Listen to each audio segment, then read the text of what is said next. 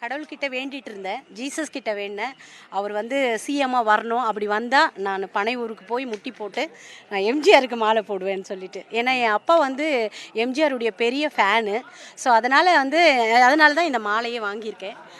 அந்த எடுத்துகிட்டு போய் அவருக்கு போடணும் அப்படின்னு சொல்லிட்டு. அதுக்கப்புறம் தமிழக வெற்றி கழக எங்களுடைய சிஎம் விஜய் அண்ணனுக்கு என் வாழ்த்துக்களை சொல்கிறேன். அவர் எப்போதுலேருந்து பிடிக்கும் உங்களுக்கு? திடீர்னு ஒரு சிஎம்னா ஆகணுன்ட்டு எப்போ நினச்சீங்க? ஆக்சுவலாக வந்து இதுக்கு முன்னாடி எனக்கு வந்து ரொம்ப பிடிச்சவர் வந்து ரஜினி, சூப்பர் ஸ்டார் ரஜினிகாந்த் தான். ஆனால் வந்து அவர் வரேன்னு சொல்லி வரவே இல்லை. ஆனால் வந்து அண்ணன் வந்து சொன்ன மாதிரியே செஞ்சிட்டாரு. எல்லாரும் அண்ணன் வந்து பின்வாங்கி போயிடுவாங்க, இனிமேல் வந்து ஃபீல்டில் இருக்க மாட்டார், சினிமாவை நிறுத்தினா கூட அவர் வந்து வேறு ஃபீல்டுக்கு போவாருன்னு யோசித்தாங்க.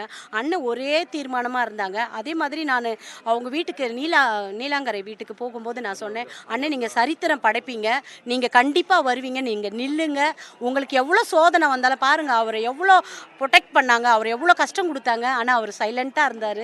கடவுள் அந்த சைலண்ட்டுக்கு தான் அவர் ஜெயத்தை கொடுத்துருக்காரு. இங்கே வந்து நீங்கள் முட்டி போட்டு வர்றதுக்கான காரணம் என்ன? அதுதான் அவர் மேலே இருந்த அந்த அன்பு. அவர் வந்து எப்படின்னா வாயில் சொல்லலை, அவர் எல்லாத்தையும் உள்ளத்துலேருந்து தான் பேசினார். அவர் உணர்வுபூர்வமாக, நம்ம தமிழக மக்களுக்கு ஒரு வீக்னஸ் என்னென்னா, அவங்க வந்து உணர்வுபூர்வமாக யார் எதை பேசினாலும் அதை அப்படியே கேட்ச் பண்ணிப்பாங்க.